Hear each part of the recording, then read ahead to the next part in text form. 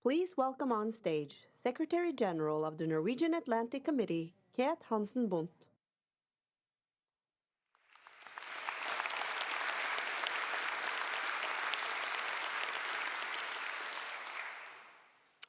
Prime Minister, Your Excellencies, ladies and gentlemen, good morning. As Secretary General of the Norwegian Atlantic Committee, it is a great honor for me to welcome you to our 60th Annual Security Conference, both to you present here today and those following us online.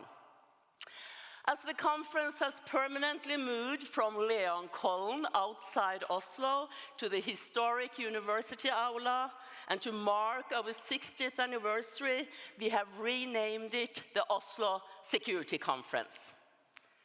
You will get used to it. And under this name, we will continue to engage people in a free and open discussion. That is the basis and the backbone of our democracies. We live in a world where historical facts are rewritten and brute force trumps international rules, where national borders and governance based on rule of law are challenged, and where more and more of the public political debates take place in digital, exclusive echo chambers. Never has it been more important to create physical meeting places for an open exchange of opinions based on verifiable facts, knowledge, and critical thinking. Today, the foundation of our alliance, which have long been the cornerstone of global stability and the rule-based world order, are being tested. Thus, under the title Transatlantic Security in an Era of Uncertainty, experts from 3 different continents and 13 different nations will share their insight and discuss how a new world order is being shaped by war, geopolitical and geoeconomic conflict, and rivalry between great powers. With Donald Trump back in the White House, US foreign policy is entering a phase of deliberate unpredictability and shifting priorities. His administration's stance on NATO and engagement with allies remain unclear, fueling concerns across the alliance about future US security guarantees, and not least its crucial support for Ukraine. At the same time, the growing rivalry between the United States and China, coupled with strengthening alliances among authoritarian regimes, have created an increasingly volatile global landscape. In a more unstable world, Europe must reconsider its dependencies and vulnerabilities and take more responsibility for its own defense in order to secure its values and interests. However, shifting political majorities in important countries and economic challenges are further complicating the situation in Europe. Meanwhile, Russia's war in Ukraine continues to pose a profound challenge. As the conflict enters its 4th year, we ask, can Trump's promise of a peace in Ukraine lead to a settlement favorable to Kyiv, or will Ukraine face pressure to accept compromises on territory and NATO aspirations? Additionally, Russia remains an unpredictable and destabilizing neighbor in Europe's high north, forcing countries in the region to reconsider their security strategies. With NATO's Nordic enlargement, we are witnessing a reshaping of Northern European security and defense. And despite having spent enormous resources on the war in Ukraine, Russia's nuclear, maritime, and air capabilities remain largely intact on the Kola Peninsula, right on Norway's and NATO's northern borders. We therefore ask what steps must be taken to strengthen deterrence and resilience in this crucial part of Europe. Over the next 2 days, ladies and gentlemen, we will dive into these issues, exploring their geopolitical implications and what they mean for NATO and the transatlantic partners. And we are honored to have a fantastic lineup of 37 distinguished international and Norwegian speakers with us. You can read much more about them and the topics to be covered in the conference program. As most of you know, we have an, ongoing reshuffling of our government. The junior coalition party, the Center Party, has left government, and with them the defense minister, who was supposed to open day 2 of the conference. A new minister will be announced, I guess, tomorrow or the day after, if I'm right, but a bit too late to open our conference.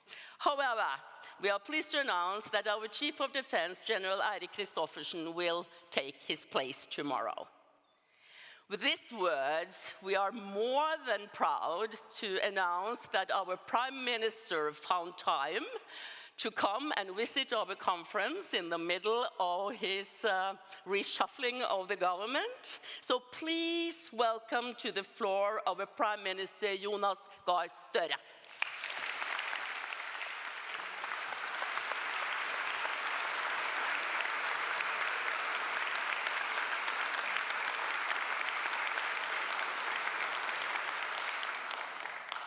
Good morning, all of you. I am not reshuffled. And I have basically completed my shuffle.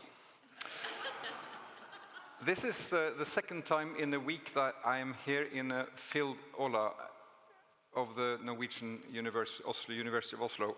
And I thought I actually would begin there, because last Tuesday there was a packed hall listening to Professor Timothy Snyder giving a lecture on freedom. And he's the author of numerous books about the 1930s in Europe, about the rise of fascism. A very epic book on tyranny and what we can do to avoid it, not only politically as politicians, but also as individuals, down to the daily lives we live. And now he has written, I think, a very interesting piece on liberty, and he gave a lecture on this. I wanted to start there because this is why we are here, basically to defend freedom. That is his theme, on freedom. I recommend that book, and I recommend his lecture, which I think was streamed on Agenda's homepage.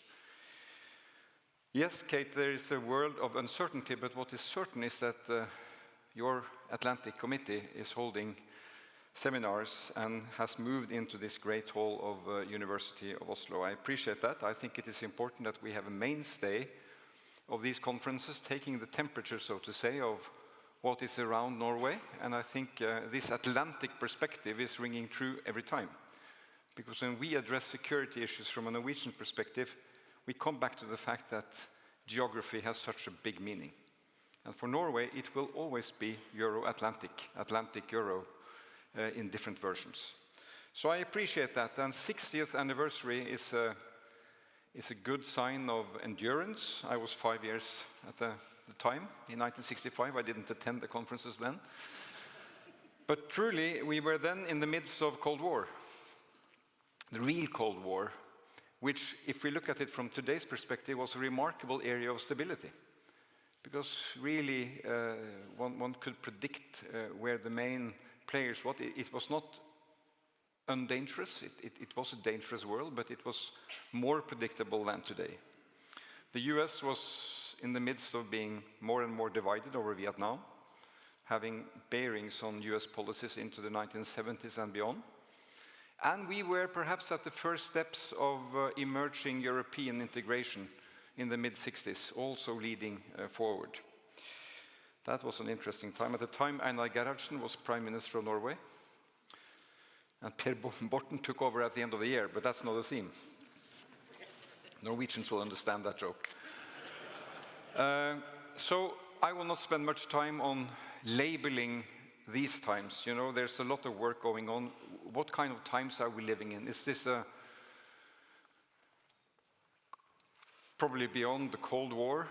We are after the Cold War. Are we in a pre-war, post-Cold War area? Doesn't make us a lot wiser to use these words. I think unpredictable and more dangerous is a good sign. And it is not a kind of defeatistic sign saying that, you know, it is bound to be even more so, because I think we, based on freedom, based on strength of democracies, based on will to stand up for what it really matters, we can stand up to this. I found it interesting that the World Economic Forum this year, they are polling among leading economies and industries what are the main themes from a security perspective. And in those league tables over the last years, it has really been the main focus on effects of climate change, actually, changing weather, changing foundations on how economies work. I think that's still worthwhile recalling. But today's prime global risk from that forum was misinformation. And this is, you know, based on polling on what leading economic actors see when they observe the world. Let's bring that also along when we look ahead. And of course, speaking now, I will really focus on that as a Norwegian Prime Minister. The implications of the war in Ukraine are extremely important for determining our outlook. It is happening at the other extreme of Europe, in the south. But the mere fact that our neighbor is engaged in a full-scale war bordering on its beyond 1,000 days has large and lasting implications for the way we plan our defense, for the way we plan our resilience, for the way we develop our alliances, for the way we have to prioritize our resources, financial, energy, human, and beyond. I wanted to share with you a few snapshots of the last 2 or 3 weeks in my outlook. And when I put them on the paper, I thought, you know, this is pretty well summarizing what is Norway's outlook in this unpredictable world. First observation. The current president of the European Union, or the lead country of the European Union, Poland, Prime Minister Donald Tusk, he went to Strasbourg to present his program, and his first visit outside was to Oslo. He came for an afternoon to Oslo. It was an afternoon well worth, because we were then addressing the geostrategic situation in the north. And I believe that among countries in Europe, Poland is probably the country that has come closest in our bilateral relationship over these last 20, 30 years, including also the Baltic states and other states, but I think Poland is in a special category. And the fact that Prime Minister Tusk comes here is an illustration of that. We provide now 40% of Poland's gas in a dedicated pipeline. Took time to build that pipeline, but it is there. And we experience that Poland is now also looking north for its anchor and north for its defense.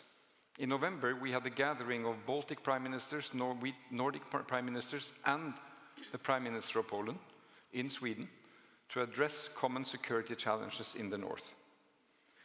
Ukraine, obviously on the agenda, European security, and the energy partnership, binding us together, and how to deal with hybrid challenges.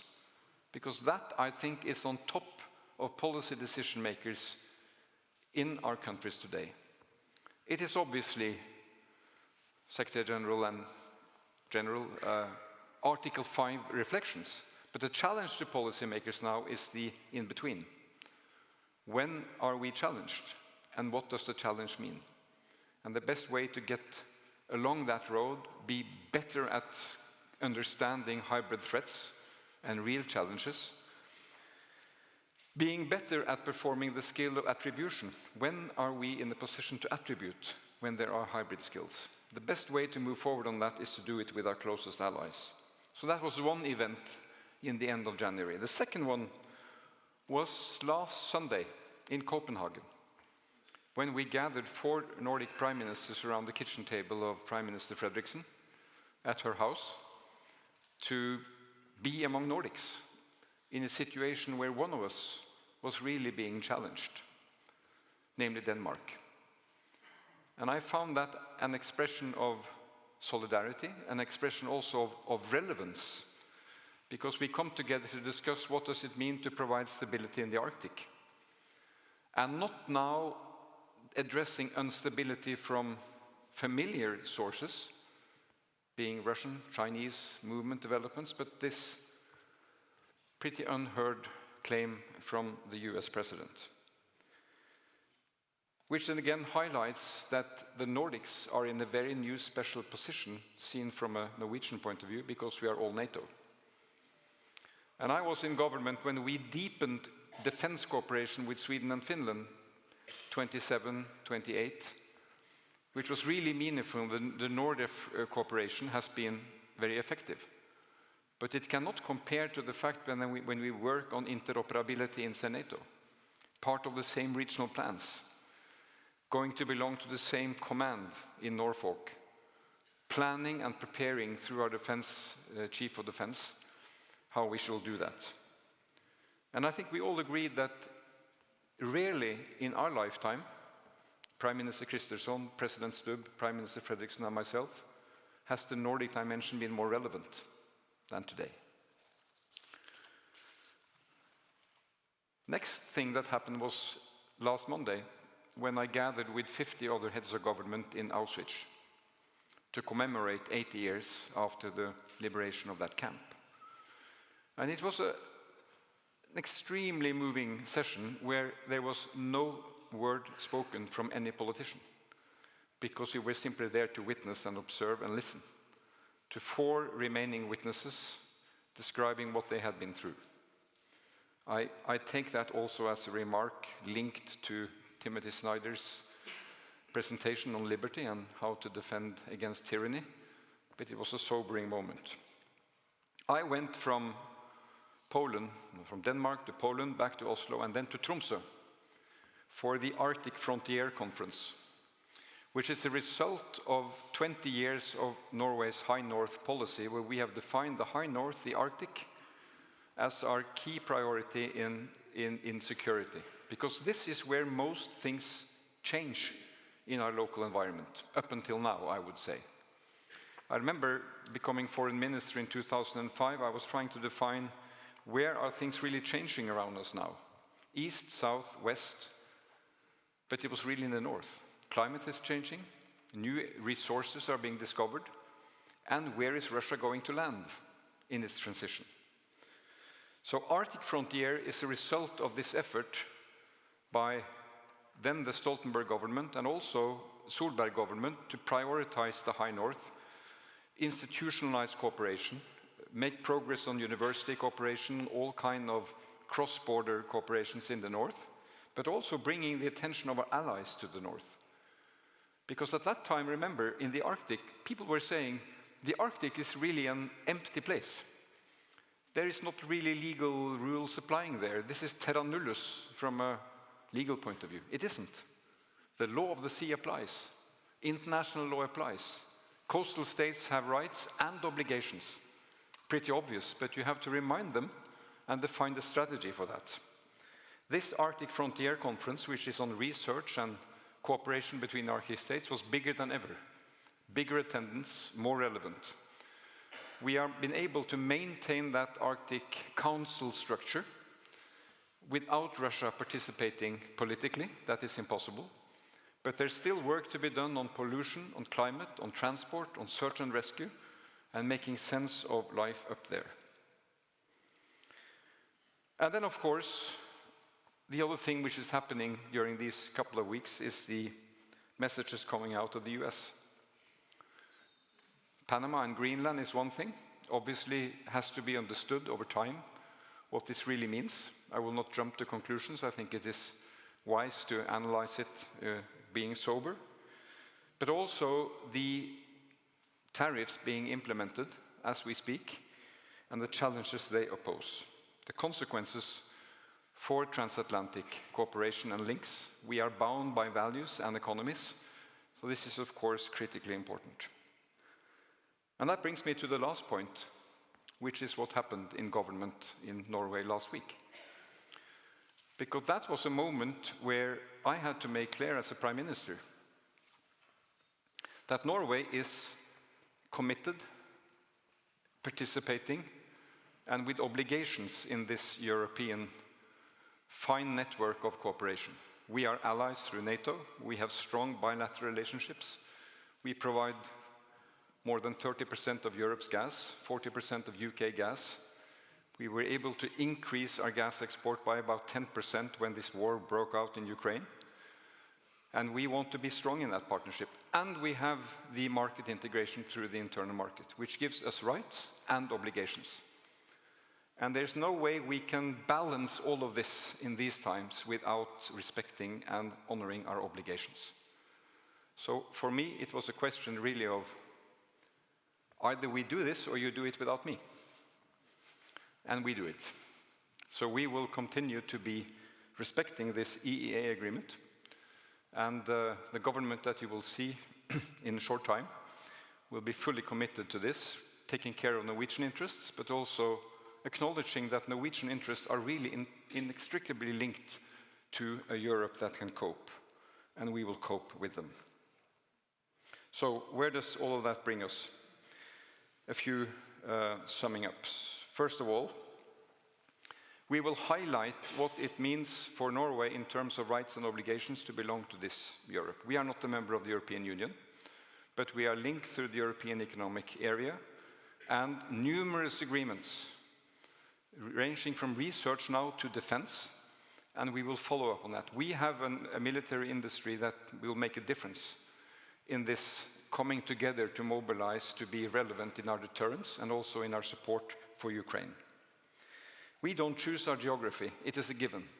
And I believe that geography is really determining security policy big time this time. So for Norway, it will always be Euro-Atlantic. Atlantic Euro, you choose. And this is my message also to our friends in the US. We have common interests in the north. Critical security interests for the US are at stake in the north, and we are both better off by being strong allies in that. But let us not forget, 4%, 3 to 4% of our trade goes to the US. And we will stand up to defend their interests every day. But 65% goes to the EU, and 20% goes to the UK. So on everything linked to regular trade, but also for the way we develop our economies, green tech, climate solution, new energy solutions, research, defense, security, has a European connotation. Not delivering on that would harm Norway's interest, but we can make major contributions on our way if we do it the right way. For example, today the European Union defines carbon capture and storage, taking CO2, storing it to limit emissions as a key point in the strategy to cut emissions and reach Paris goals. It was not thus 5, 10 years ago, but today it is really so. And the first complete value chain of CCS is Norway, is in Norway. So we want to reach our climate goals in a way that can also provide technological solutions with our allies, and we have now climate, energy and industrial partnerships developed with the UK, France, Germany, and emerging with Poland, and of course also with the European Union. Then we have our neighbor in the north. And here my message is the following. We will keep to our objective of what we call high north, low tension. We will be predictable long term, but it means also being firm. From fishery management to the way we plan our defense, to the way we exercise, basically an operation of not surprising, but being there. We welcome our allies as they sail along Norwegian ships and fly with Nordic planes, and we will be there in our most strategic interest area. And we pride ourselves of saying that we are the eyes and ears of NATO in the north, and we will invest in both. Finally, we are of course developing, as you know, both defense in a traditional term and resilience and preparedness. We have our defense plan, which has been voted unanimously in the parliament. I think there are few countries that have that. A defense plan put from all sides for the next years, really agreed, which will demand large investments. It will be costly, but it is pretty straightforward how to do it, in the sense. You have to provide new ships, more people, new technology. You have to update that plan every year because technology changes. And we learn examples from what happens at battlefields, such as in Ukraine. The other part of it, which is the total preparedness and resilience, does not cost that much, but it is more complicated because inside here and here. So when we tell Norwegians that you should really look after your provision of some extra water and some extra food, should there be a critical situation ranging from extreme weather or security or whatever, we need to see people think that, yes, I should do that. And we need to see people who run their business, run their shop, they think about, well, what does that really mean for me? How should I be prepared? And we need to get municipalities to bring together business, civil sector, Red Cross, and all the rest of it. If the worst comes to push, what do we do? How do we get together? And how do we exercise? We are on our way doing that. Finally, in summing up our security concerns in all of these dimensions, we are for the first time preparing a Norwegian national security strategy before the summer, which is not a document to be adopted in Parliament as such, but other countries are doing this, and we will do so too. And some of the themes will be defense capabilities. We have presented that in our defense plan. Will require heavy investments. Resilience, as I mentioned, the white paper on total preparedness. Economic security. How does the world's most open economy, namely Norway, probably the most digitalized country, how do we take care of our economic security in this context? High North and maritime security. We have to really express what it means to have the world's second longest coastline. I didn't know that actually when I was doing advocacy for High North as foreign minister, but now on ChatGPT I found out. Who has the world's longest coastline? Canada, you are number 1, we are number 2. And then, of course, the top priority of this security policy will be our Euro-Atlantic dependence. Strong historic and bilateral relations with the US. And this will be Norway's challenge, opportunity, and task ahead to make this balance. I invite inputs to our security strategy, and I wish you all to make contribution in that sense. So finally, summing up, I think we have to, when we live in unpredictable times, we have to come back and focus on the essentials. There are some things we have to leave aside, and we have to be clear on the essentials, which is about our alliance, our links to our European partners and Nordic neighbors. We know how to do that. Our responsibility and opportunity as a major energy provider to Europe. And energy doesn't stand still, dear friends. There is gas, but there's going to be hydrogen, there's going to be offshore wind, there's going to be low carbon solutions, which are going to be very exciting for industry, and we have to be there. And then my final remark is that we will see a deepening on cooperation in the high north of Europe, on the north of Europe. We have the Joint Expeditionary Force, very expansive title, but that is UK, Netherlands, Baltics and Nordics. And I will host a meeting of heads of government from that circle in Norway later this spring. And together with allies like Poland and other Northern European partners, we will deepen because geography matters as it does. So you celebrate Kate's 60 years. I listened to a man who was about to border 100 years on Monday. That was a man who had survived Auschwitz, and he stood there 99 years old, about to turn 100 this year. And my father was also born in 1925. He would have turned 100, but he left when he was 92. But it comes back to the stories they told. And I found, in my office where I live in the Prime Minister's office, that I have his little medal, which was called the Participatory Medal from the Second World War, because he reached at the end of his life, at the age of 20, to participate in the final stages. So there is some remembrance here to be made, and I thank the Atlantic Committee for arranging the seminar as you do this year, as every year. Thank you for your attention.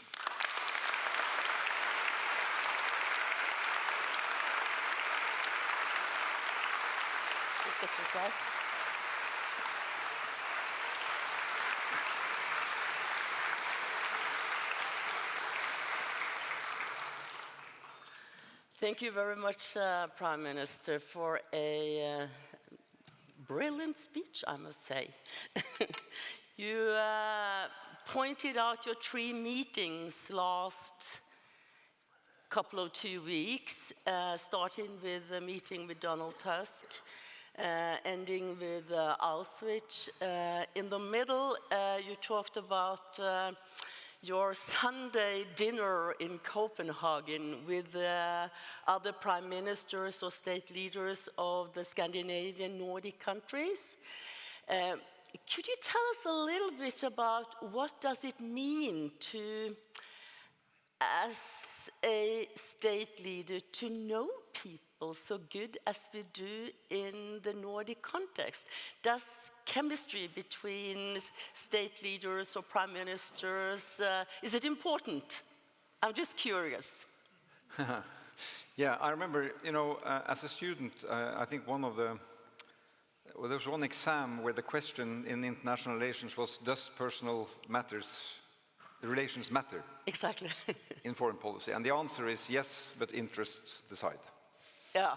So I think when both things harmonize, then they are important. And I think the fact that there will always be, an historic, value-based, often emotional link between Nordic leaders. We go to the Nordic Council. I think often prime ministers feel that, we are busy at the Nordic Council, the pace is slower, but we go there. And when we see that things intensify as they do now, I mean, for me at least, it is obviously much closer to get in touch in the Nordic family as such. And I think that's a joint perception now. And I think also, from our Danish friends, I think they felt that, I mean, I saw Mette was going to Berlin, she was going to Paris, you saw these regular meetings, but there's something about coming around the kitchen table Sunday evening, which signals also a closeness, which is, has some value, yes. Yeah. It signals some kind of closeness, as I saw it at least. Talking about the Nordic region, what does Finnish and Swedish NATO membership means to Norway?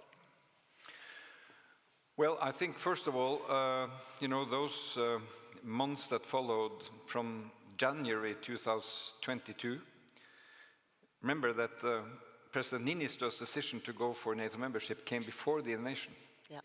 It came at the moment when the Russian president said there can be no extension of NATO. Then he said, that is crossing my line, because that is somebody else determining what I can do as leader of Finland. So I think those months that it took to get to NATO membership, which was, I mean, exceptionally fast.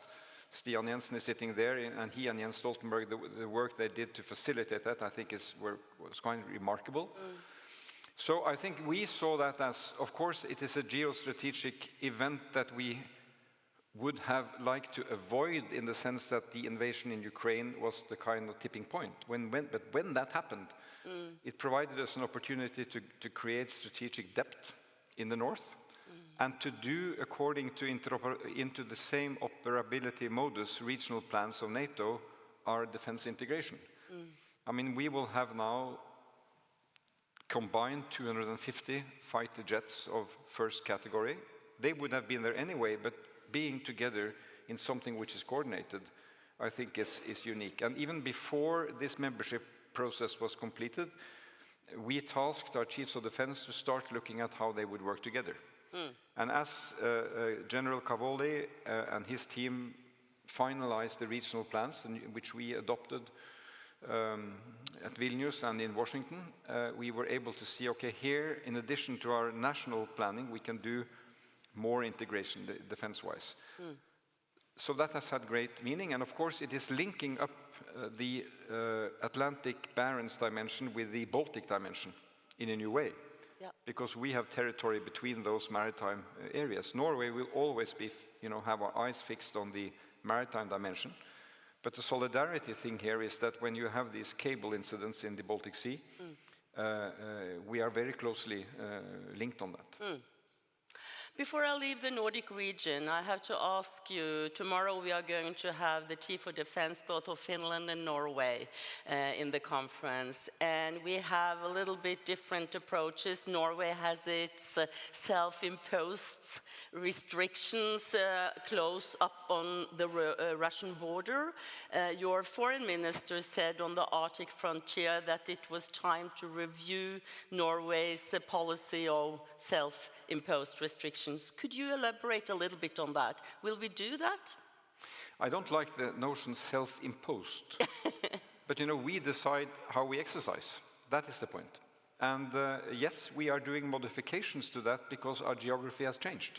Exactly. That's the point. So geography determines. So now we operate alongside our Finnish friends. We have and Swedish friends.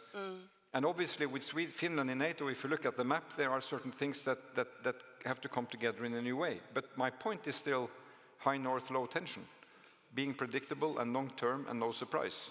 So we can do a good combination of that. We know that we have some of our allies operating now also in Sweden and Finland in a coordinated Nordic area.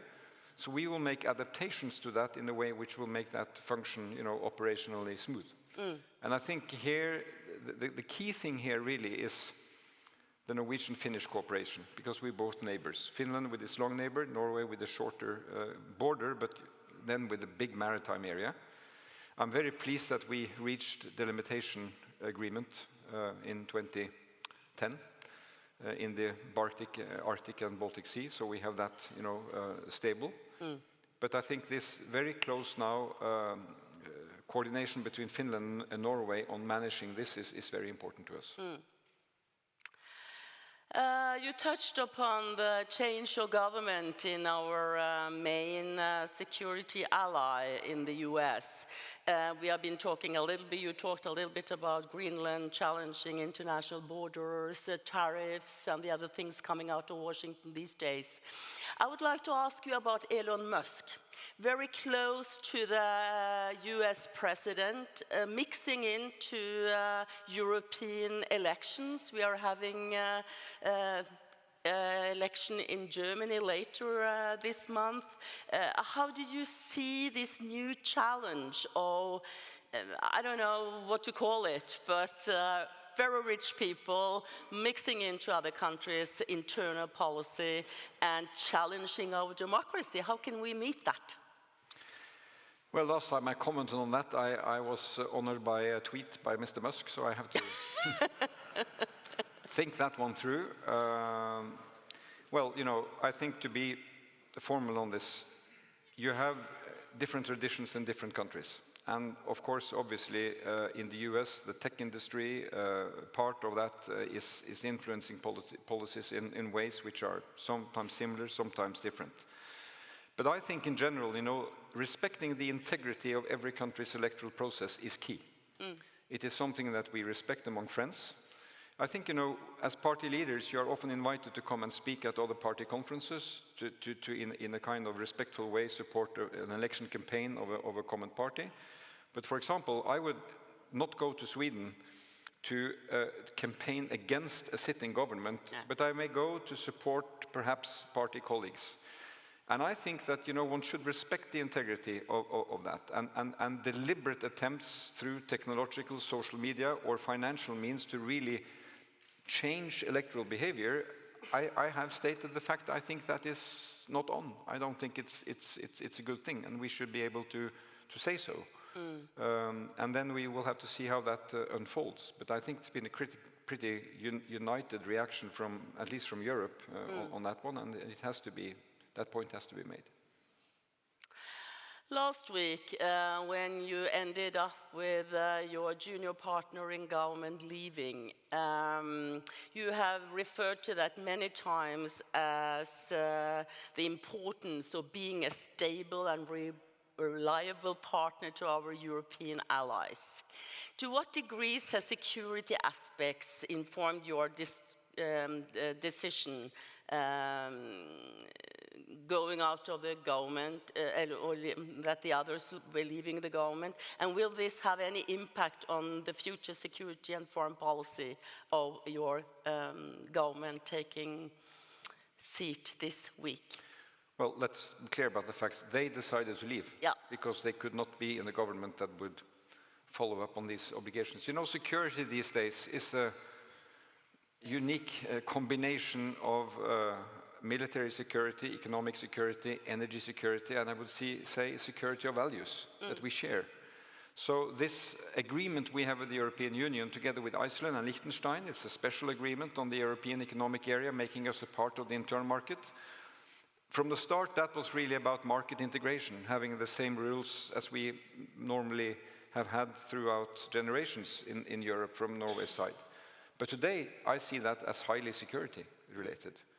Highly security related. So having the kind of the mutual security that, you know, if you are an economic operator, a researcher, a student, a tourist, if you are in Portugal, Norway, Poland, or Estonia, your rules, your rights will be respected. That is security. And it comes from that, you know, if that is our definition of security, it links into the next stage that if that is under threat, we stand together. And that is the point now, of course, is if were there to be, you know, a customs war across the Atlantic, it is of paramount importance for Norway to really get it home that we are part of Europe. And we will have our obligations there in order to harvest the rights. But you also underline that it will always be both the US and Europe. The transatlantic link is important for a coastal nation like Norway. And you know, we are learning to work with the new administration in the US, and I can tell you that, for example, on areas related to the Middle East, we are already, you know, in very good exchange with them, building relations, learning how to work. But again, I said geography determines a lot of how you have to make your priorities in this world. Okay, I know you have to leave us. You have other things on your table, I guess. So thank you very much for an interesting conversation. Thank you. And good luck.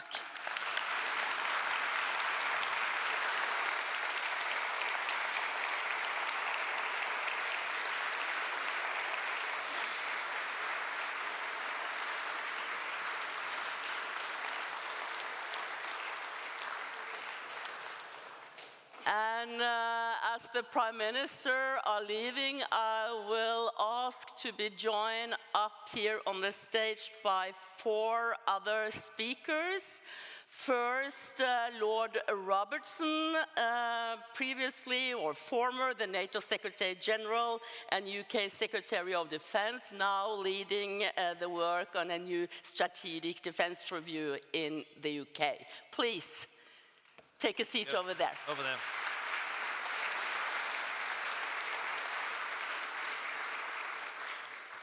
Second, Admiral Rob Bauer, former chief of the Military Committee on NATO. It's only a couple of days since you stepped on from that post. You are still an admiral in the Dutch Navy. Please take a seat.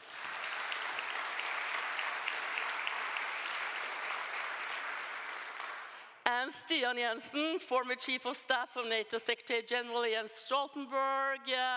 You are also working now in Aker with renewables. And Rachel Elhus, Director General of RUSI in London, also spent a couple of years in NATO in the headquarters. Thank you. Funny though, you were all part of NATO or working in NATO headquarters in different periods and times, so you have your experience from the alliance. I have asked you to prepare 5 minutes of introductions, and then we will talk about the main topic, transatlantic partnership in an uncertain time. Please, Lord Robertson, could you tell us a little bit about your work on a strategic defence review and UK's future role in NATO? Thank you very much, Kate, and Thank you very much for the invitation to come to this 60th anniversary conference. It's a great pleasure to be here and to congratulate you on 60 successful years. It's also great to be in Norway today. The United Kingdom and Norway are not just geographic partners, but we are partners in NATO and very much partners in the Euro-Atlantic zone, and especially in the North Atlantic itself. And these strong links are abiding and important ones as well. I was reminded coming here about the story, our Prime Minister, former Prime Minister, of whom we have many,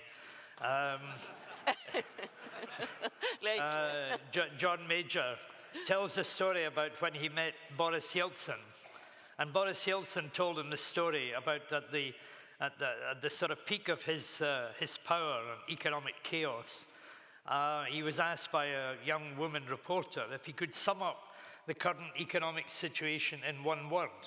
And he thought for a moment and he said, good.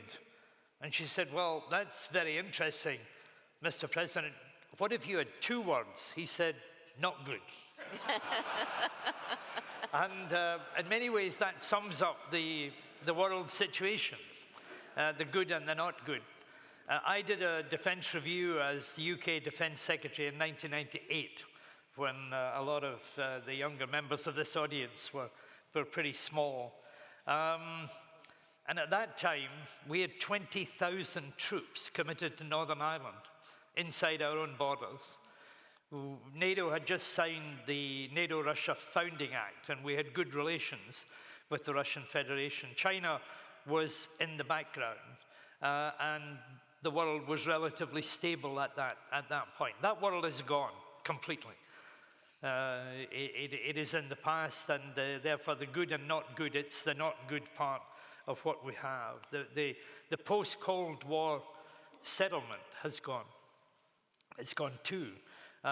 Where we had armed forces that were built on the basis of an enduring set of relationships, where we had armed forces configured for short, discretionary interventions, and not for war fighting.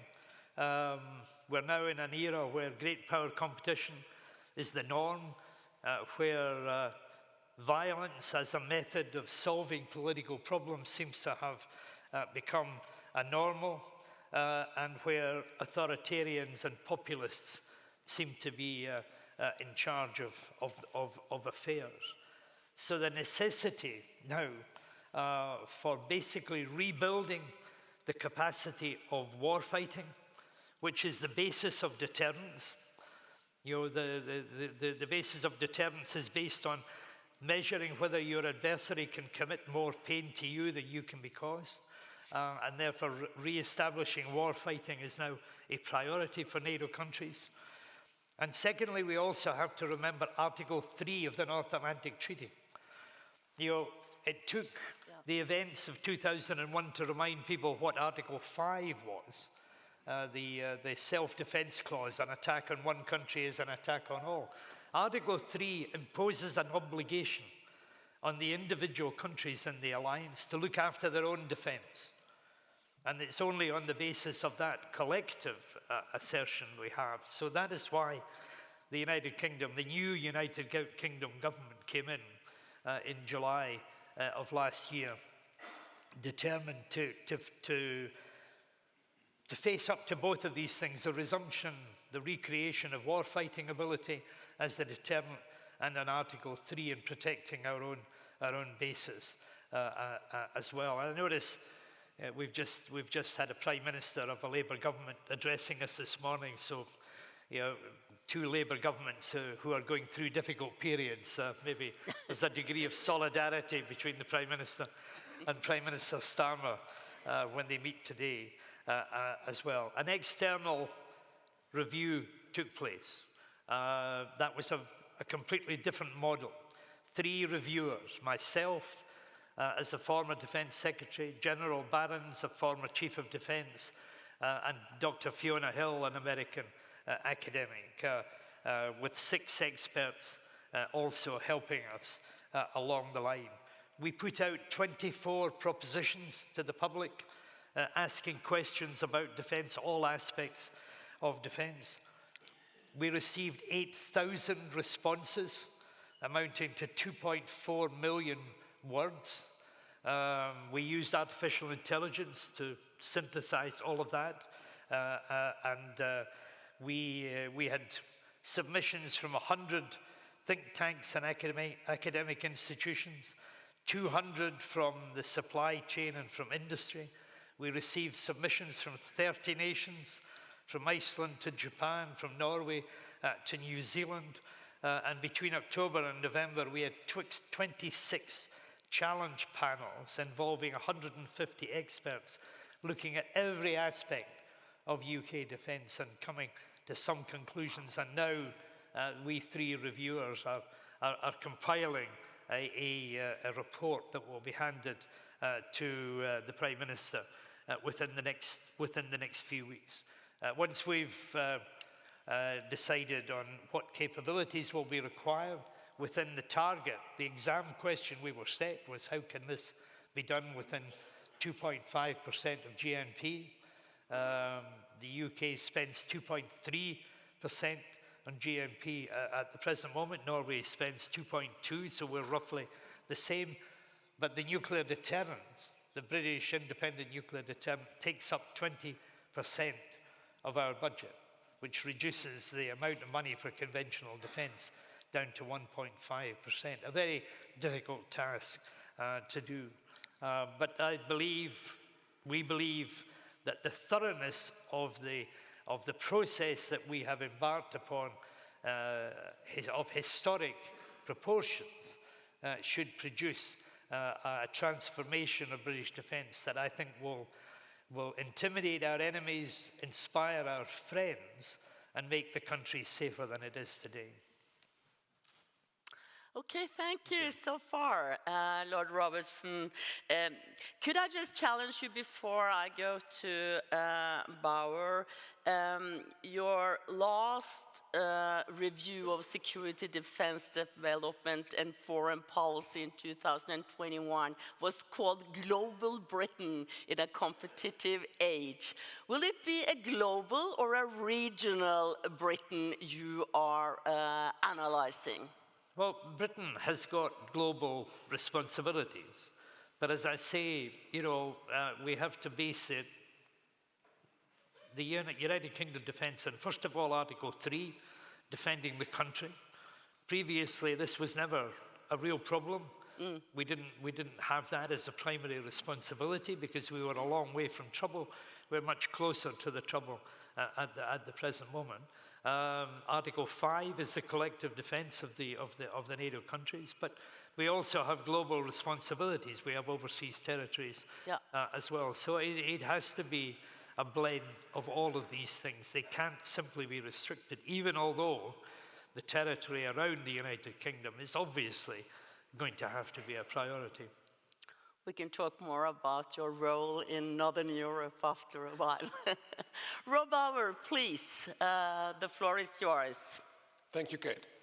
It's always an honor to be in a former panel, but there we go.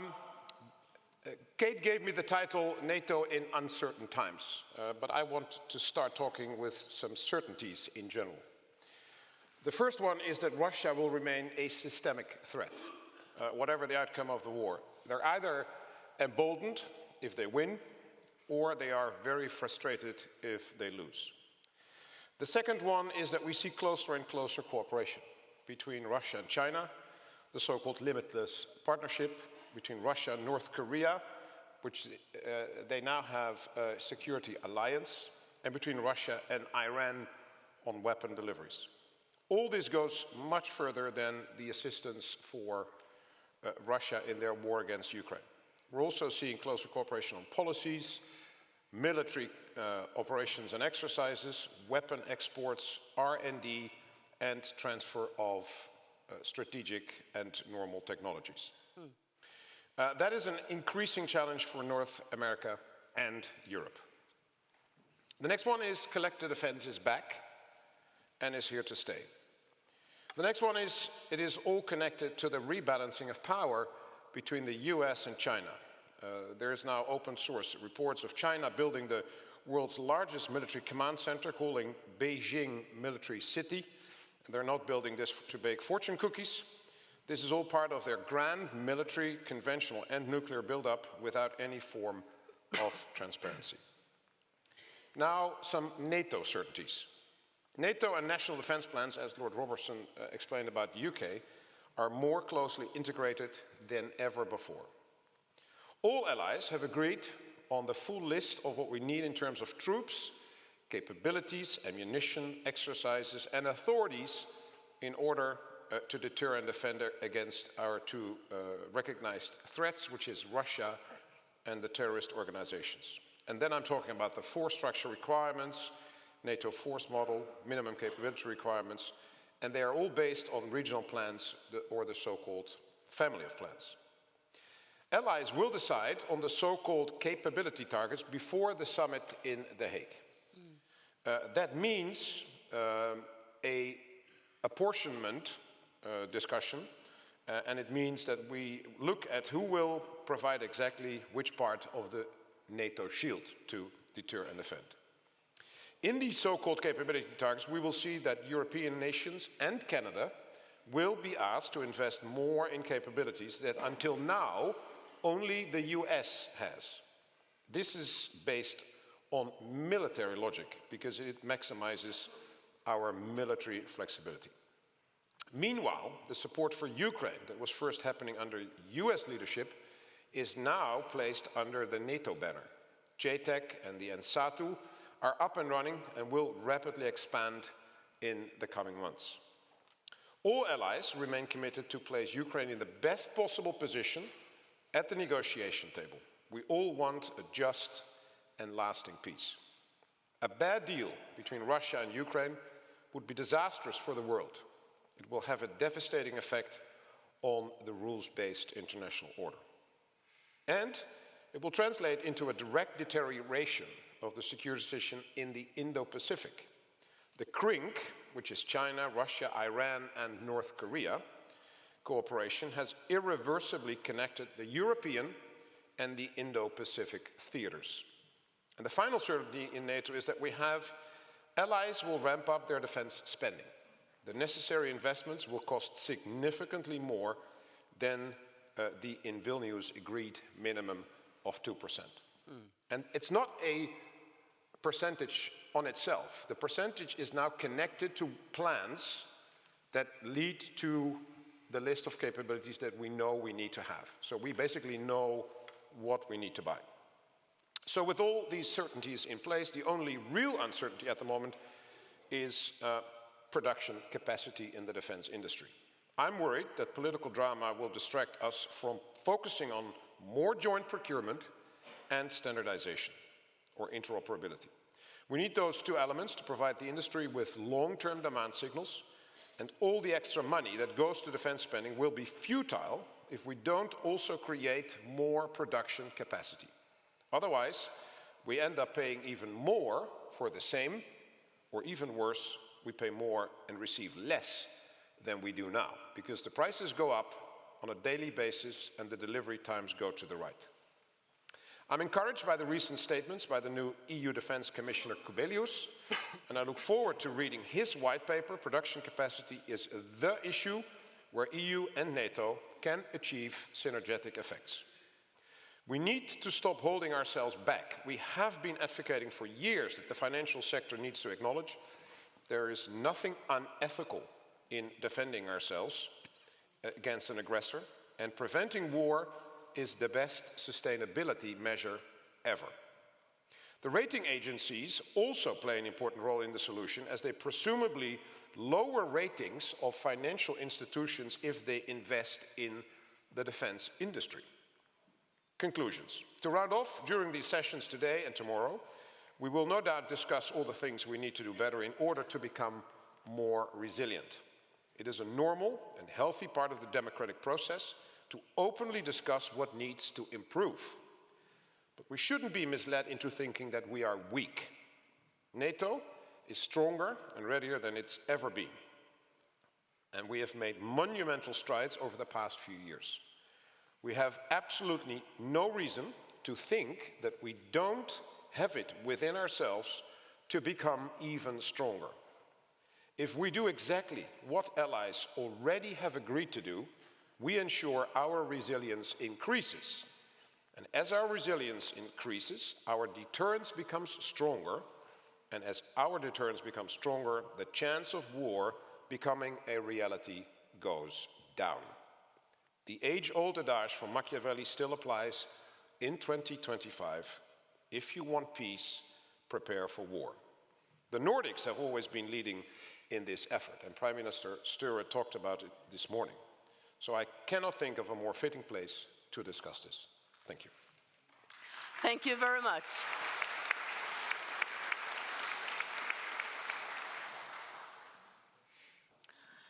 Stian, if you want peace, you have to prepare for war. You left NATO just a couple of months ago, and it's a stronger NATO.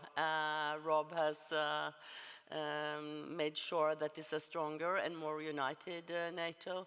Could you tell us a little bit about, you are also got a new assignment with Jens Stoltenberg to prepare a report on Nordic-Baltic security before the Hague summit. I've asked you to talk a little bit about that, but also about the status of NATO at the moment, please.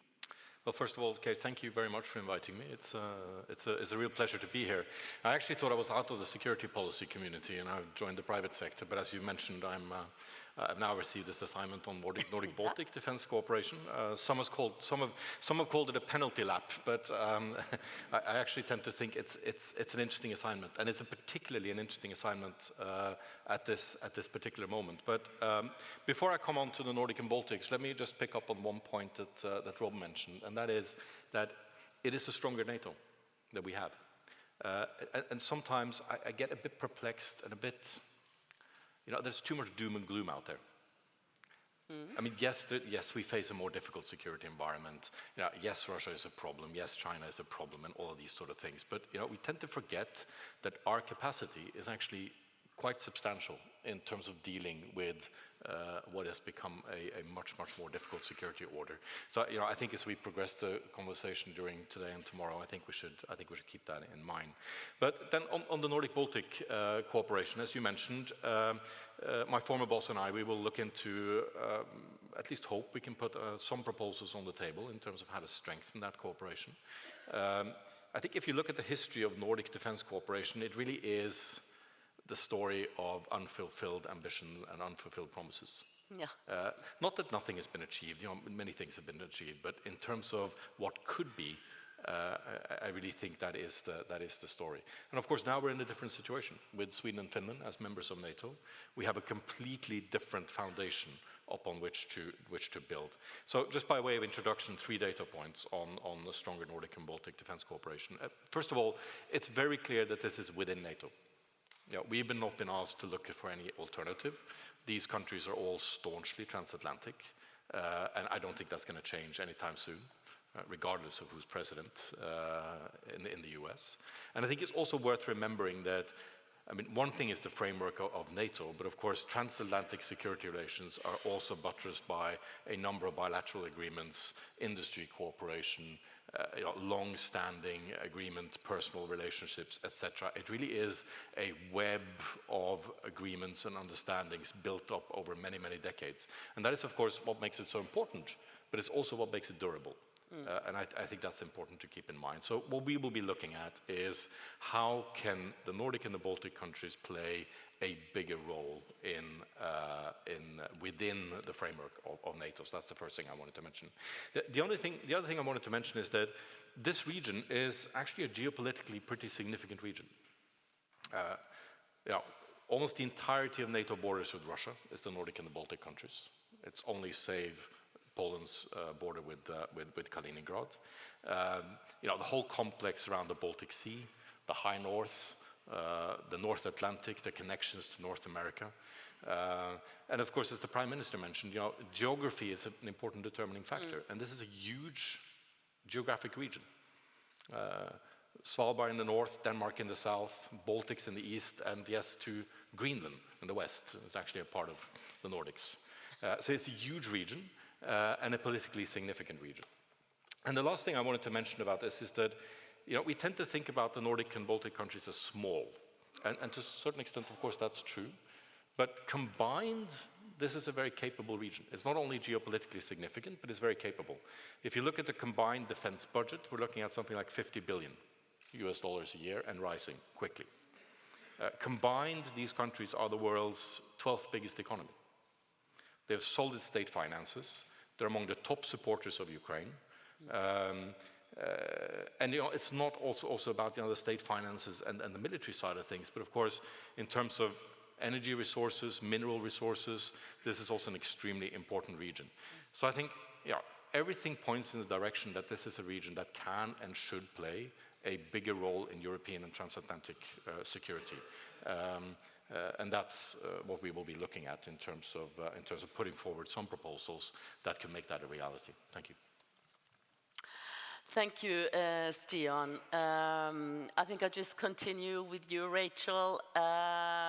Say a little bit about US future role in NATO. It's not easy these days, but I'm sure you're up to it. Please, the floor is yours. Thank you, and it's always a pleasure to be here in Norway and in this beautiful location in the center of Oslo. I think I can get over the name change if this was the price for it. So thanks again. Well, I think I'll just pick up on what my colleague said and build on that. When I think about NATO and I think about the US role in NATO and my time there over the last almost 3 years, I think there's an evolution that's been underway for some time, and it's not specific to the change of the US administration. I mean, even if I go back to the Obama administration, I could see that there was a waning, not a waning interest in Europe or NATO, but really among the American public, maybe less of an appreciation or understanding of the value of the transatlantic relationship. So at NATO, we did spend a lot of time trying to bring to the forefront the value of alliances, the importance of NATO, even in relation to some of the things the Prime Minister mentioned, resilience, climate, emerging technology. In the Obama administration, there was a real focus on rebalancing to Asia. A lot of our troops who've served in combat do not remember World War I or World War II. They remember wars of choice, out of area, peacekeeping, peace building. And a lot of Americans on a daily basis look at the disparity in wealth between the US and Europe and the state of welfare. And are asking their leaders why exactly the US spends so much on defense and security and contributes so much to NATO when our allies and partners could be doing a bit more. So I guess my first point would be that this evolution in the US approach to an understanding of its responsibilities to Europe and NATO has evolved.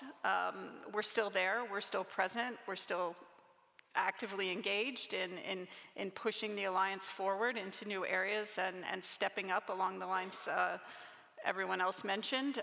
But that it's not something you can take for granted. It's not the default understanding of everyone.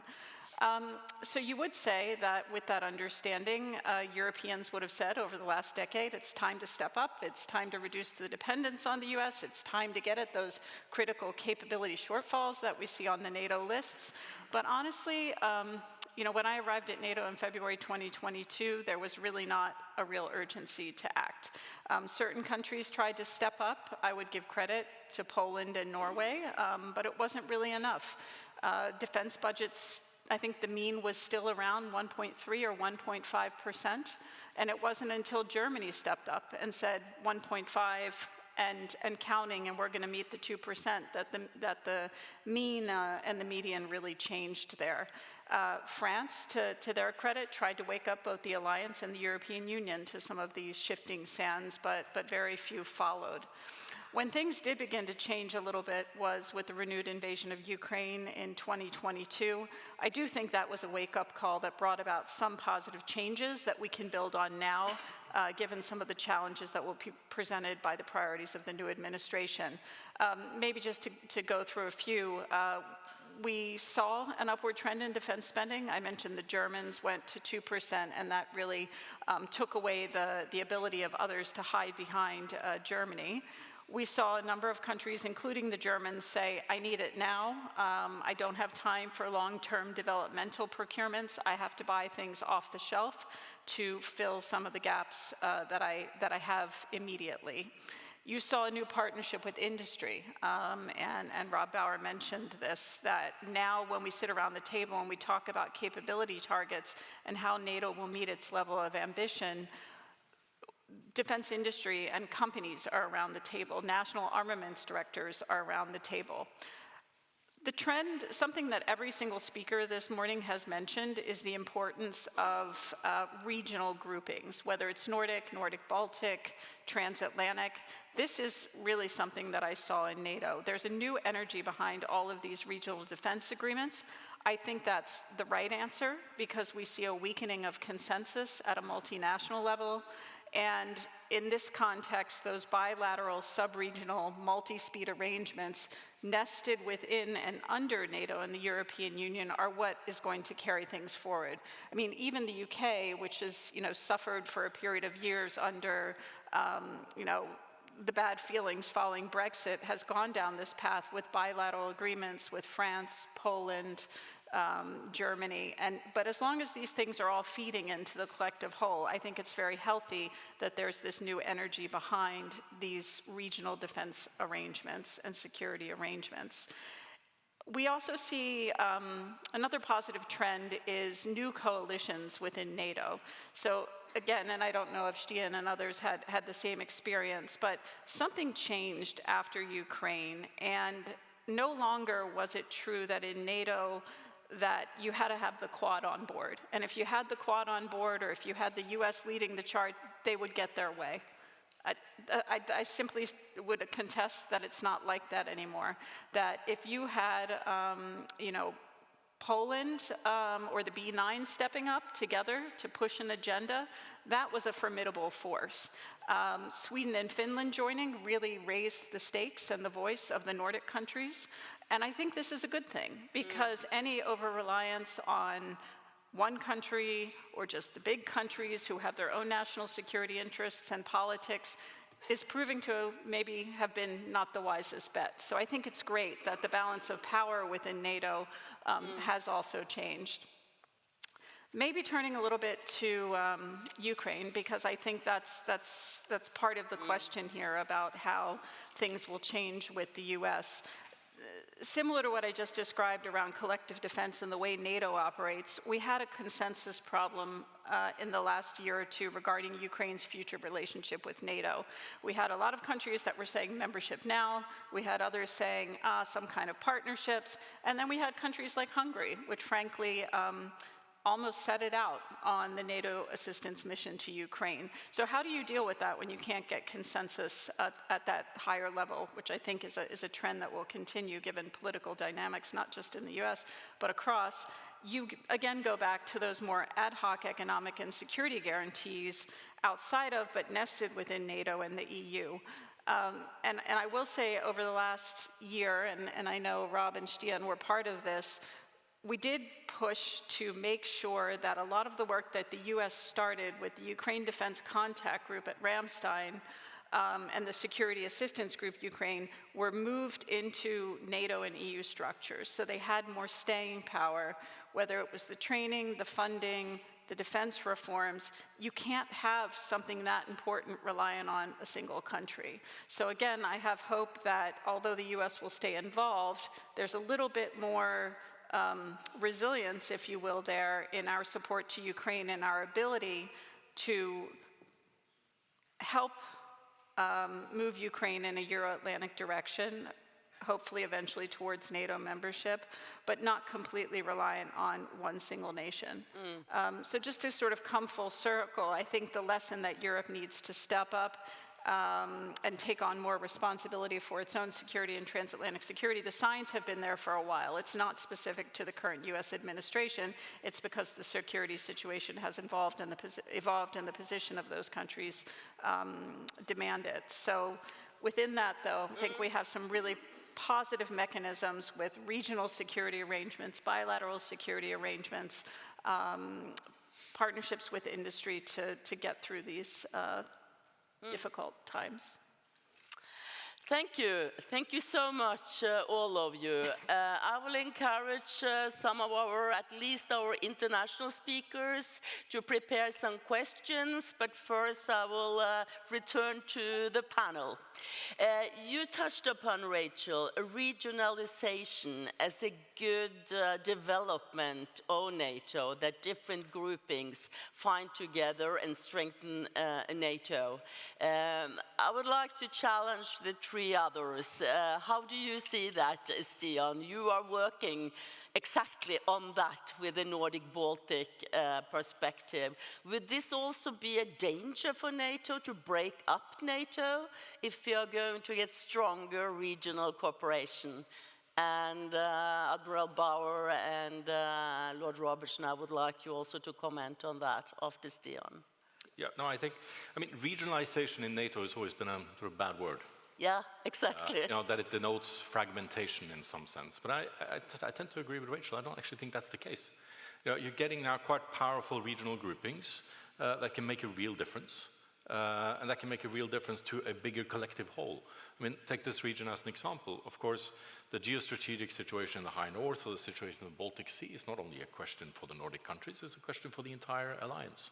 So the extent that these countries can actually take a greater part of their responsibility in terms of securing that is only a good thing. But I would say that it is important that these various regional groupings exist within a bigger framework, that is the NATO framework. And I think that's the crucial thing here, that it needs to be a contribution to a bigger whole, because if you lack that overarching framework, then they just become competing regional security frameworks. Exactly. So I think that is a danger, but that's not the development that I'm seeing. On the contrary, what I'm seeing is a realization on the part of the Nordics, but also of the Europeans, that we need to take a bigger responsibility for our own security. But there are various ways to do that, and people have different views on that. I tend to think that it's going to be really, really important for Europe to do that within NATO and a transatlantic framework, and not outside in terms of certain alternatives. And I think that is crucial. I think done that way, I think regional security initiatives can only be positive. Then one other comment on what Rachel mentioned in terms of the changing role of the US, and I think there's a point here, because I think we need to see President Trump in a larger historical context. What we're seeing now is partly, I think, some reaction to the long wars in Iraq and Afghanistan, but perhaps more fundamentally, we have a US that does not really have any existential challenge or threat. Russia is an existential threat to Ukraine, North Korea is to South Korea, Iran is to Israel, China is to Taiwan, but not to the US. So I think it's not unlikely and it's not unnatural that you see a US that is slightly pulling back and taking more the role as an offshore balancer. That doesn't mean an isolationist US, it doesn't mean a US that will walk away from its alliances, but it does mean that US allies will have to take a bigger part of the responsibility. And certainly effective regional groupings can be a good way of doing that. Admiral Bauer. Yeah. It's funny because we have regional plans in NATO, so regional cooperation is actually the natural consequence of that. Yes, of course. But it doesn't exclude Norwegian forces to operate in Portugal.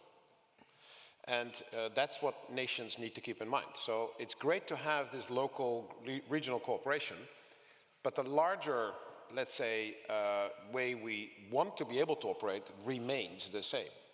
But the regional plans have, in a natural way, led to more regional cooperation. And that is okay. I mean, there's the Dutch-German army cooperation. There is the JEF, the Prime Minister talked about. There is Belgian-Netherlands naval deep cooperation. We see more and more cooperation between air forces in the Nordic nations, where they allow each other to operate in each other's airspace. That is not against NATO, that is actually helping. That is helping make things easier. We have seen on military mobility, for example, the EU and NATO are talking about this for 9 years now. And not nothing has happened, but not enough has been done. There's a lot of talk about it, but there's not a lot of walk. And so what then a number of nations have done is to arrange these transit corridors. So the Netherlands, Germany, Poland have now an agreement amongst the three nations, and I think Belgium and Luxembourg have joined, is to make sure that there is an agreement, legal agreements on the transit of American troops or Canadian troops or whatever, British troops, from the Netherlands to Poland, if necessary, over land. And now we see the same in the south. A number of southern nations are going to do the same. So sometimes that works quicker and faster and is more effective than to try to agree on this at 32. Exactly. So it's not against NATO. It is in many ways easier and to actually arrange things and to get things done. Lord Robertson, does this fit with your view? I think it's a good move. My period at NATO was coincidence with the assertion by the European Union on a more, a greater military role. At that time, a lot of people thought that that would weaken NATO because it would be a rival, it would duplicate. I was always a champion of it because I believed that it would build new capabilities in individual countries. If the European Union was campaigning for better capabilities, then it would add to NATO's capabilities. And I think that's exactly what some of these regional groupings would do as well. It will also have the byproduct of producing more interoperability, standardization between countries, which is a crucial element within NATO. For too often, we've had competing procurement programs, different weapon systems, so that at the end of the day, we have a multiplicity of weapon systems in NATO countries, which defies the interoperability. And therefore, inside the regional groupings, if we get much more common standards and a greater degree of interoperability, that will help NATO's overall strategy as a whole. And I very much welcome the Nordic-Baltic cooperation. I spent my 4 years at NATO trying to persuade Finland and Sweden to join the alliance. Vladimir Putin managed it in 4 weeks. And NATO is immensely strengthened by that. So Putin's objective of stopping NATO enlargement, has been confounded. His demand or his aspiration of dividing Europe from the United States has again failed. And his objective of dividing the European countries among themselves has proved to be a failure. So in fact, Ukraine has been a strategic failure for Putin, and we should recognize that. I would also like to return to or pick up on what you said on Ukraine, Rachel. We are having a whole session on Ukraine later today, but you managed to transfer some of the responsibility for Ukraine when you were in NATO, Stian, during the Washington summit, that Europe can step up and support Ukraine more. How do you see that coming now? Is it happened some in real terms, some concrete steps, or are we just waiting for what Trump is going to suggest for a peace settlement? The whole idea of transferring responsibility for managing the military aid from a US-only framework to a NATO framework was, of course, to make it more durable. And really, regardless of election outcome in the US, I think one would have had to expect that US support to Ukraine would decrease. I think that's pretty clear. So the Europeans will have to step up in this respect, and there's every possibility to do that. So of course, what we tried to do at our last summit was two things. Essentially, we transfer the responsibility for the practical stuff, and secondly, ensure a long-term financial commitment. and the ambition was to secure 40 billion euros a year. Didn't quite manage that for 1 year. That was what nations were prepared to sign up for. But I think it's important to recognize in this that it's entirely within the means of other allies to continue to support Ukraine, even if US support falls off. And sometimes, you hear this among European leaders that, it's unacceptable that the US will maybe negotiate over the heads of the Ukrainians or over the heads of Europeans or strike some sort of deal. And, to a certain extent I can agree with that, but really the reason why the new American administration is in a position to do that is because the rest of us have not been prepared to pay up. If you pay, if you support, if you carry the burden, then you get a bigger say in terms of what's the final outcome. And that's entirely within the means of European NATO allies, UK and Canada to do that, if they so wish. But I do have to say that for many allies, there is now quite a big disconnect between what we are saying and what we are prepared to do. Now, we're saying that this is existential for Europe. Yeah. I think you can argue whether it is, to be honest, but that's what we're saying. Now, we're saying this is very, very important to our security. We're saying that Ukraine cannot fail. Putin has to lose, he cannot win. But we're not actually prepared to put up the money and do the sort of stuff that is required to bring this war to a reasonable conclusion. And I think that's the disconnect that we need to deal with. It's fascinating. A lot of people that I've met over the last 3.5 years, politicians say, we have all sorts of problems, housing, pensions, healthcare. I say, that's all fine. But Europe, the EU paid 500 billion euros in 2 years' time to make sure that all of our heating systems were able to continue to heat the houses at 20 degrees when Putin raised the prices of gas and oil. 500 billion went through the chimneys. So I agree with Støre that we have money. We're not poor, we are rich. We are the richest part of the world. We own half the world's economy. We have half the world's military might. So if we say we cannot do this, it's not credible. It's not true. So we have the money, but it's a question of priorities. Well, Lord Robertson, 2.5% of GDP, is that enough for Britain? That is what the objective is. Donald Trump is talking about 5%. Some of his emissaries came to us and said he'll ask for 5, but he'll settle for 3.5, but he doesn't do decimals. So it'll be 3. And of course, as Admiral says, we're rich enough to be able to pay for all of that if the population are going to go along with it. That is what I'm involved in and engaged in at the present moment. And you'll hear other British representatives as well saying exactly the same thing. But Norway spends 2.2%.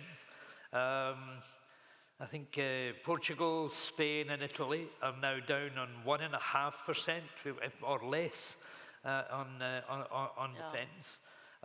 But we have to persuade people that they, in this very dangerous world, are vulnerable and that they have got to spend money on defence. The enemy, the adversary, is not theoretical anymore. It's not a possibility. It's not based on an assumption.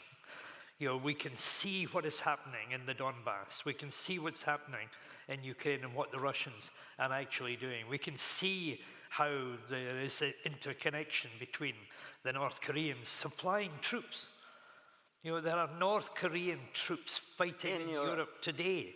And we sort of almost accept it as there are North Korean troops. But this is quite stunning for that to take place. So the cooperation between China, North Korea, Iran and Russia is a major threat to future generations. They seek to change the world order, to reorganize it in their name and their type. That will be a very uncomfortable world for future generations to grow up in. And I think we have to transmit that view to populations in general if they're going to spend the money that will make them safe. I would also like to ask you a question about JEF, as the Prime Minister talked about Joint Expeditionary Force. We will also discuss that tomorrow. But how important is that for Britain and Britain's role in Northern Europe? Is it a good format to cooperate with the Nordics and the Baltics? And will this have any part in your strategic defense review? I think the Joint Expeditionary Force, the JEF, hugely important in terms of building that interoperability. The cooperation, both political and military, between the individual countries is really, really useful. I go back to the point that I made before. The multiplicity of weapon systems that we have in Europe diminishes the overall effect and the overall power that we actually have. And therefore, if there is within the JEF a greater degree of interoperability, then that in itself will contribute to the strength of NATO as a whole. And I don't think we should be worried about regional groupings.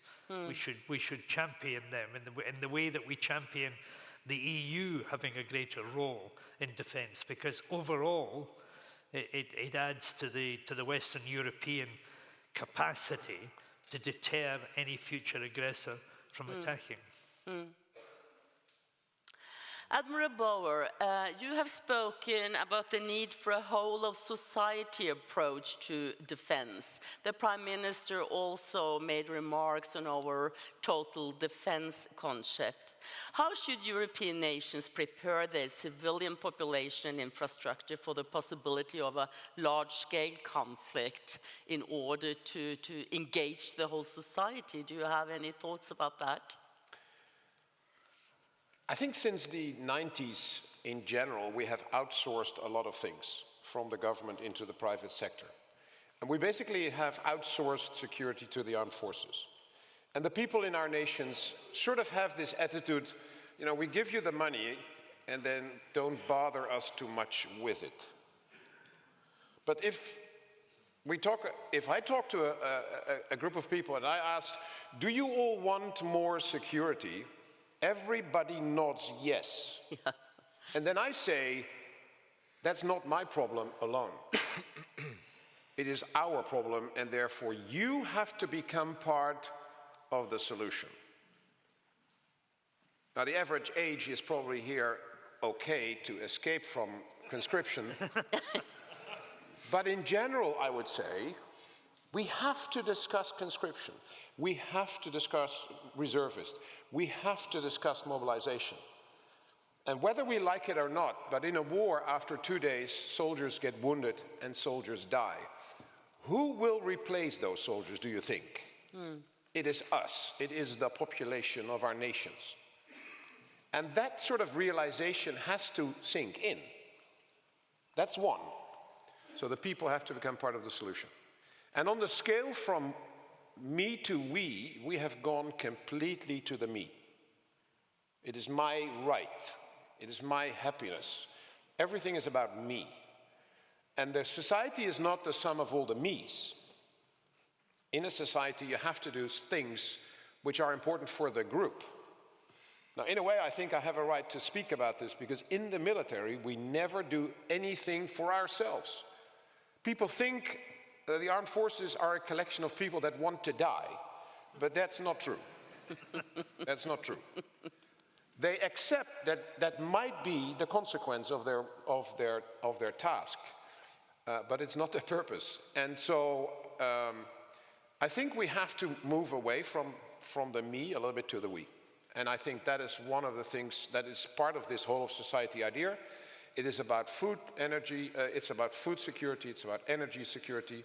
It is about a discussion on raw materials. For example, if we want to save the planet, I'm not cynical about this. If we want to save the planet and we do want to go away from fossil fuel, fine, good.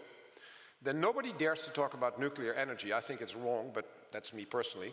Okay, good, not possible. Wind and solar, great. So renewable energy is now the theme, fine. But I hope you all realize that 60% of all the raw materials for that is in the hands of China, and 90% of all the raw materials that are necessary for that are processed in China. So if she does in 2035, when the EU wants to reach that, when we go to renewable energy, I don't think it's possible, but let's say it's there, and he does what Putin did with fossil fuel in 2022, we have a serious problem. We don't drive, we have no heating, we have no light, we have no industry. If we don't want to come with an alternative solution, then it becomes a choice. Then I'm fine with it. I'm not fine with it, but then at least we thought about it. Yeah. And then the CEO of RAND Corporation said to me, this discussion on rare earth materials is interesting because actually many of the rare earth materials are not rare. Actually, we can find them in Canada, Norway, Finland, Sweden, Australia. But then we need to make a decision to dig a mine. And if we say, yeah, but that's dirty and it's against nature and the climate and all, okay, that's good, but then it's a choice. So there are alternatives. And if we want to shy away from all these discussions because we don't think strategically, and the only thing we talk about is efficiency, then we are in a problem. Then we are in a problematic situation in a couple of years. So we need to make this a whole of society approach. We need to think more strategically. We need to be not dependent on one nation. The whole global economy thinking was based on efficiency. Yeah. We thought everything would be available always. Well, we saw in the pandemic that's not true, and we see it now with the war. The just in time, just enough is not good for peak demand signals. So we have to change a number of these things. And yes, it will cost money, and yes, it will have an effect. Not 3 times on holidays, but once. But we're still rich. Okay, Especially Norway, by the way. thank you, Rob.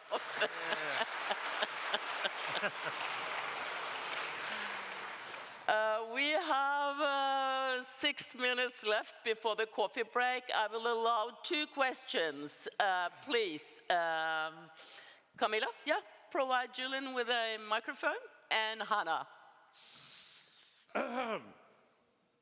6 minutes left to the coffee break. Yes, Julian Lindley, French. Last week I became a pensioner, and I'm still willing to do my bit, so I'll be happily called up. The message I got from this panel was that everything's fine, apart from the fact that we don't spend enough money. And to be honest, I've heard this argument for 40 years about Europe doing more. Europe should do this. Europe should do that.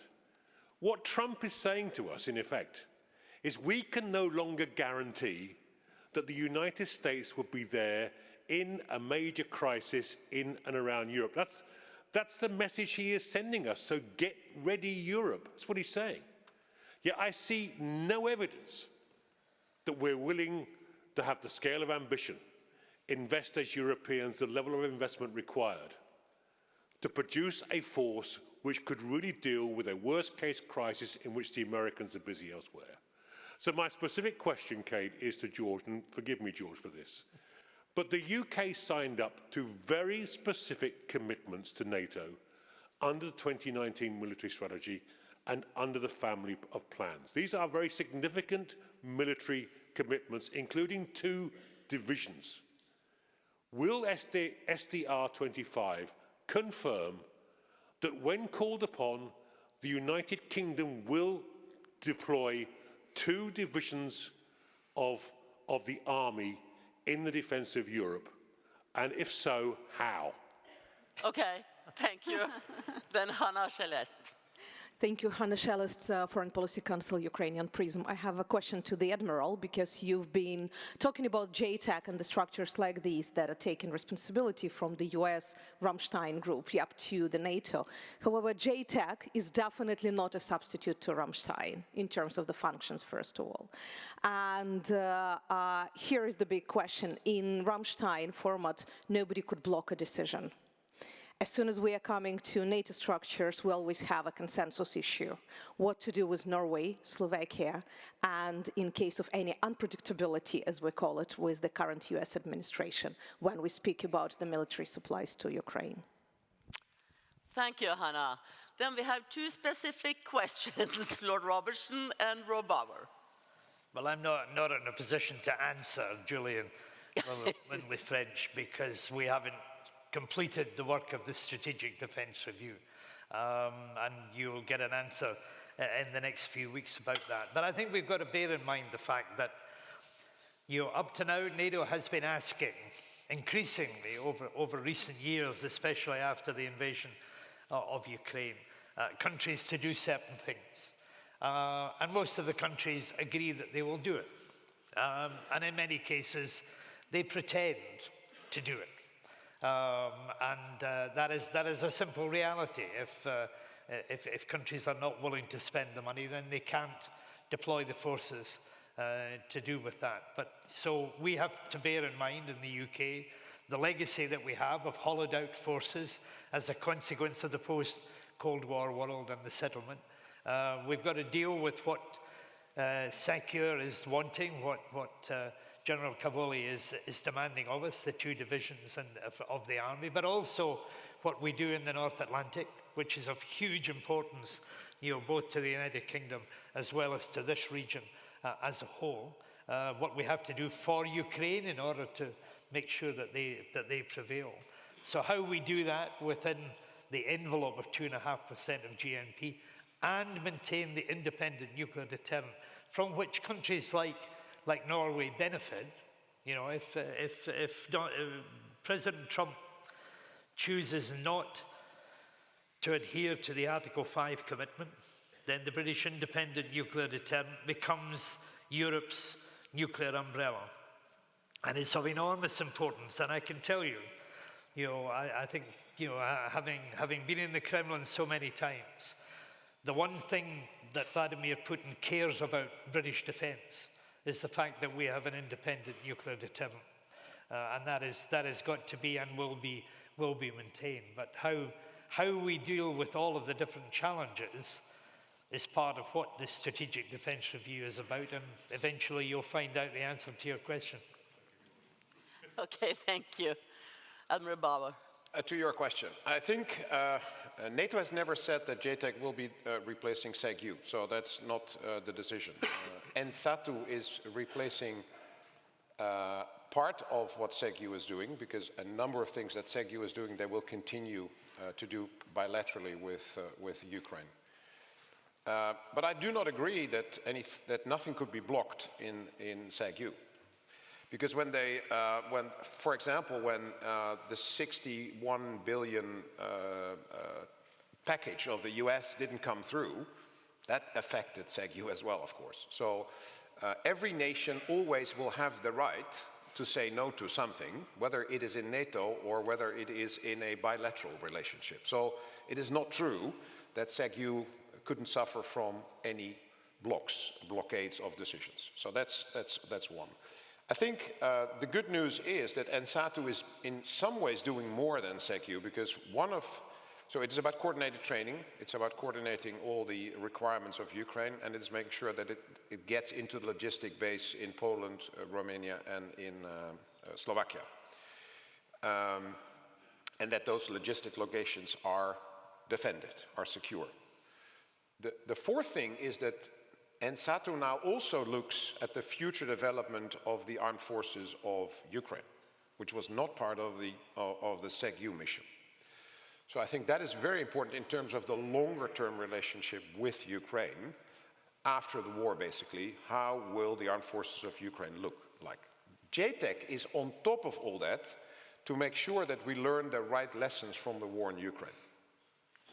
In some ways, in many ways, the war in Ukraine is a land war, primarily. It's not a multi-domain fight. It's not even it's not maneuver warfare, as the Russians say they would be able to do. So in many ways, it is a different war than when NATO as a whole would fight the Russians. So we have to be careful to look at the war in Ukraine and say, oh, this is how we would fight the Russians. We will fight the Russians differently. But of course, there's a lot of lessons to be learned from Ukraine, and through JTAC that is going to happen. Thank you.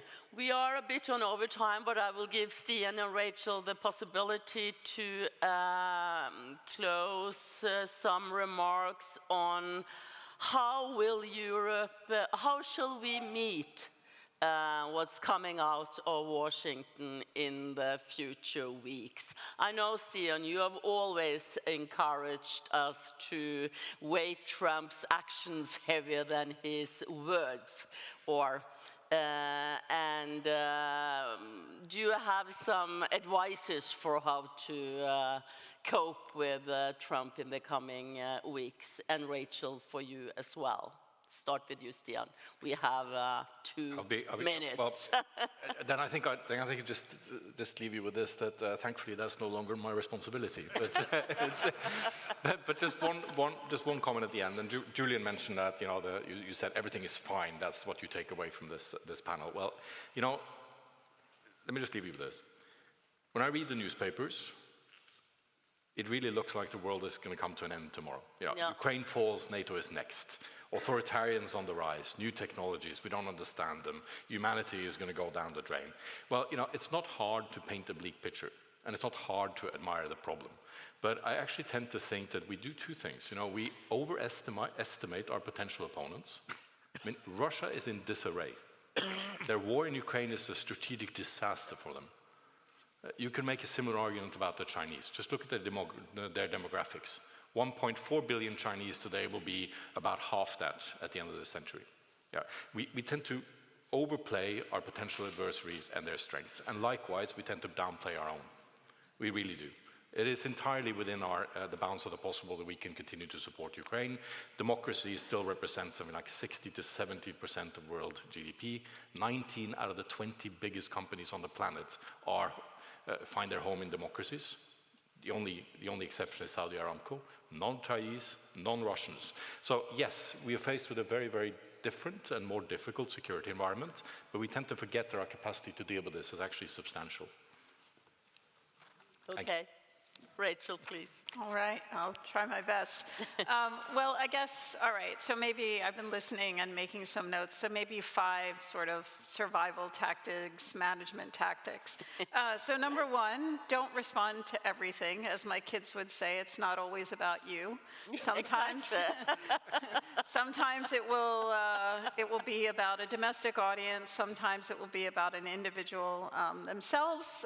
So, there's a lot going on, and as Stian said, you open the newspaper and you feel this need to respond or to react to everything. Just take a minute and think about whether it's really about you and you really need to respond. So number 2, prepare yourself for some transactionalism and bargaining, but frankly, you can get pretty far with that. Partly that's how we got Sweden and Finland into NATO. So don't discount the difficult or the upside of transactionalism and bargaining. And I do think Europe has a lot of strengths with regard to the U.S. that, once explained, will help in that regard. Project strength and the value added. I think your Prime Minister made a great pitch for Norway being the eyes and the ears in the high north. That also has the benefit to being absolutely true. If I were advising the Danes, I would tell them to remind the Americans that homeland defense depends on Greenland and the relationship between Denmark and Greenland. Number 4, present a united front. Be willing to push back together, and here I would particularly look to the UK, which needs to come much more close to Europe, particularly on the economic front, to have that collective strength and mass to push back. And then final piece of advice, try to find allies elsewhere in the US government. Don't always look at the executive or the bureaucracy. Go to Congress. It doesn't seem like it right now, but Congress has the power of the purse. They will get their act together and push back on a lot of the more troubling developments. So go to Congress, go to industry. A lot of you have really strong cases of economic interdependence with industry and the private sector. And then equally at the state level, states have a lot of power in foreign policy as well. And on that note, thank you very much to this brilliant panel. And now it's ready for a coffee break. It's over at Domus Biblioteka. Thank you. Give them a big hand.